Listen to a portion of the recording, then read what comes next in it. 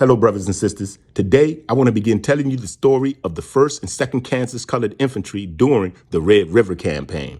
This story has not been told by any Civil War historian simply because it's my story. I'm writing this story based on nothing but historical facts.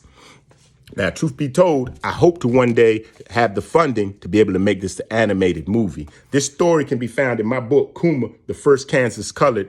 I put the link in the bio. It's available on Amazon and Kindle, and it's only $5, right? With that being said, let me just jump into the story. On March 23rd, 1864, the 7th Corps left from Little Rock, Arkansas, en route to Shreveport. During this journey, they were supposed to be met by another 2,000 men, which would have brought their total above 10,000 men. Now, the thing was, the Confederates had heard the Red River plan's whole details, so they were expecting it. So when General Frederick Steele left from Little Rock, and by the way, Frederick Steele was a Mexican war hero. He had received many awards for his gallantry and bravery during the fighting of the Mexican-American War, right? And he was also the general in command when the United States defeated the Confederates at the Battle of Helena, and he was in command when the United States defeated the Confederates at the Battle of Little Rock. Well, now he's leaving from Little Rock with 8,500 men, and the Confederates know that he's coming. So during the first leg of the Southern March, which was to get across the Little Missouri, the Confederates had several generals. I think one was named General Shelby and the other was General Marmaduke. They were conducting guerrilla-style attacks on the Union Army in hopes of slowing them down. They also burned down and tore down bridges, dug up roads, hoping to slow down the southern progress of the United States Army.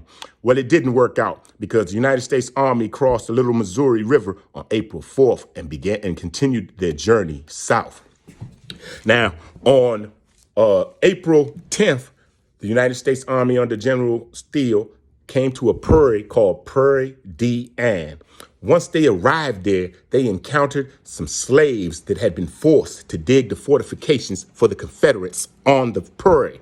So that night, they took counsel and listened to the information that they received. The next morning, April 11th, General Steele aligned his 10,000-man army on the prairie, and they began to move south. And they got to the point where they could verify all the information concerning the Confederate defenses that the runaway slaves had told them. So on April the 11th, the Union Army stood in battle formation, waiting all day. You see, the sun was in their eyes during the day. But as the sun began to set, the sun was in the Confederate eyes. General Steele opened up a barrage of cannon fire on all the Confederate bunks and fortifications that the slaves were forced to build. And he continued until the sun went down. And when the sun was all the way down, the Confederates relaxed, thinking that the battle was over for the day. But General Steele sent in the 1st and 2nd Kansas Colored Infantry, and it was a rout, a straight up turkey shoot. By the morning, all the Confederates that could flee from the Prairie D. Anne did so. General Steele, not knowing the strength of the Confederates on the road to Shreveport, decided that he would take a detour and go to Camden, which was a city that General Banks would have had to come by going to Shreveport and wait for him there.